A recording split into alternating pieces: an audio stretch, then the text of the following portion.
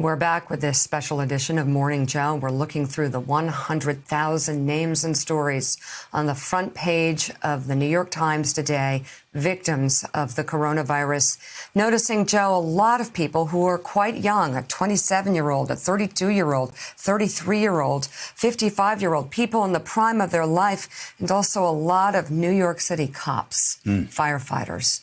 Joining us now, host of MSNBC's Politics Nation and president of the National Action Network, Reverend Al Sharpton. We want to read from a piece, Rev, by New York Times op-ed columnist Maureen Dowd. It's entitled COVID Dreams, Trump Nightmares. And she writes this: he is running the government that is responding to the worst pandemic in a century. At the same time, he is the leader of the resistance to his own government, urging people in states to open up whenever they see fit, recommending Clorox injections, stifling Dr. Fauci, refusing to wear the mask. He is the most vaudevillian performance artist who ever inhabited the White House, says his biographer, Tim O'Brien. He has a consuming desire to always be center stage, yet he never wants to reveal who he really is. He masks his finances, his taxes, his friendships, his ongoing family conflicts of interest, his ignorance, and his inadequacies. He's constantly making up areas of expertise he doesn't have. He doesn't read the Bible, and he doesn't live as a Christian and love thy neighbor. But he is demanding that churches be reopened because his evangelical base will love that. Everything he's doing right now is to stave off a loss in November. Just as Obama admitted at the end of his presidency that he had not always been attentive enough to the parts of the job he didn't care for, the theatrics, the simplistic displays of feelings and emotions designed to satisfy the cable news hype fest, Trump's presidency is all theatrics, all performance, all form with no content. His script is the only truth. Those of us who have donned protective masks to fight the virus have taken off our professional masks, makeup, fashion artifice. Now we see celebrities and journalists in their own habitats without hair and makeup, and that has made them seem more fully human.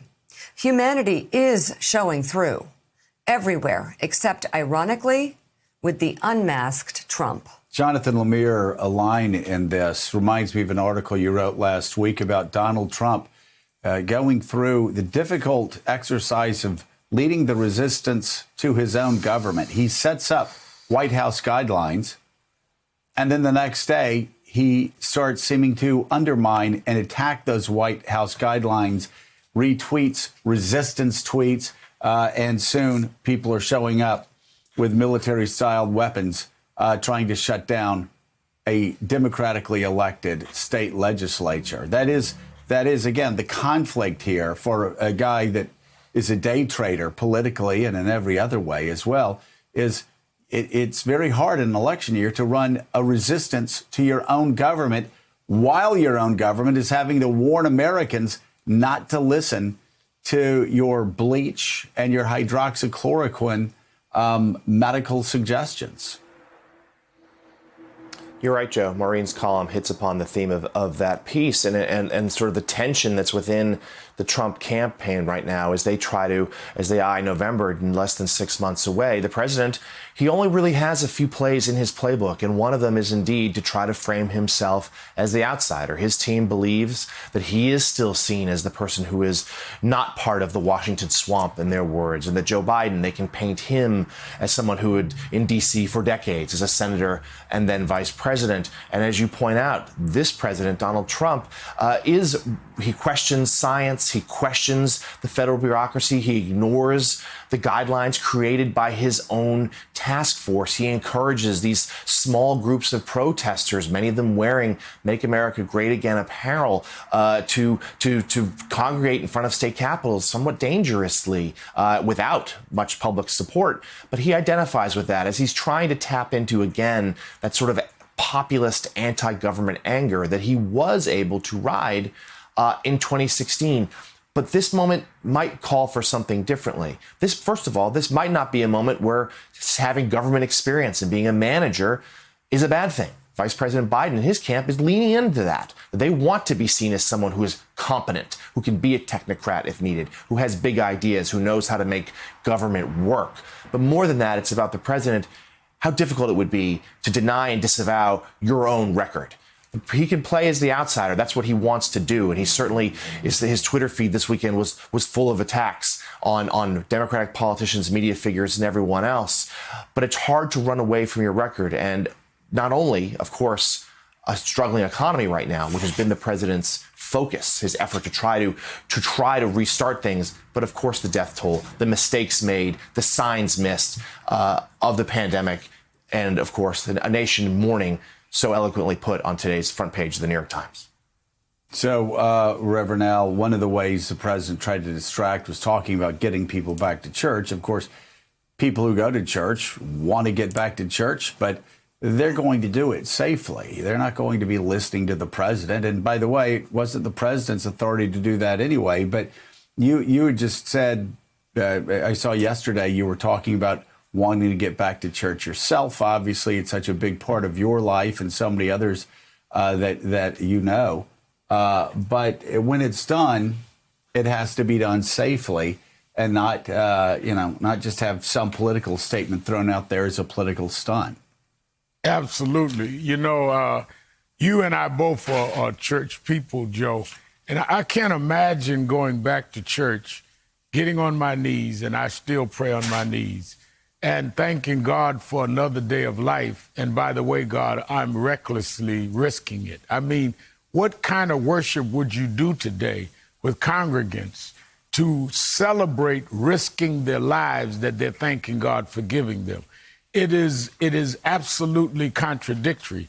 But I think this is the problem of this president, because not only do I agree with what you and Mika has been saying all morning and what Maureen Dowd wrote about his lack of capacity to manage during this time, I think a lot of voters are also going to be looking for a president that can heal after the hurt, after the harm. We're going through a painful period.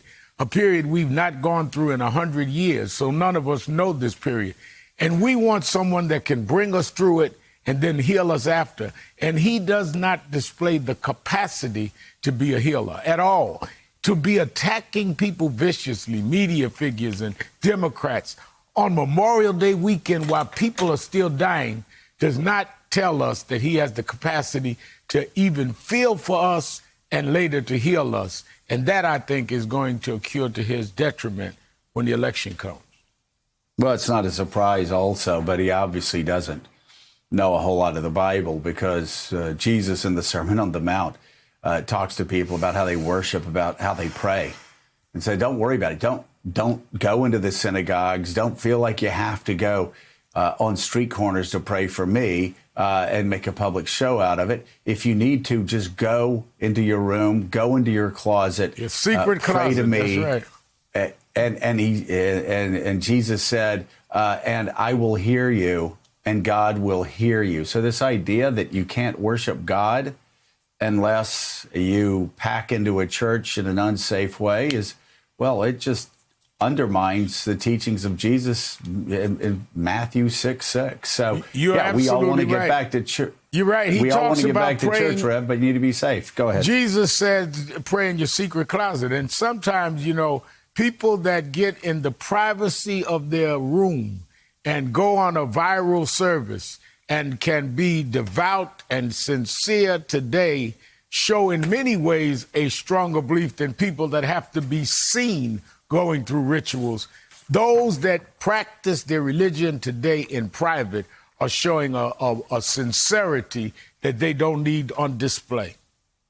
And a sincerity that Jesus talked about on the Sermon on the Mount, Mika. Peggy Noonan has a new column in the Wall Street Journal entitled A Plainer People in a Plainer Time. And in it she writes in part, quote, people have suffered.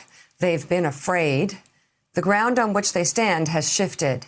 Many have been reviewing their lives, thinking not only of what's important or what makes me happy, but what was I designed to do?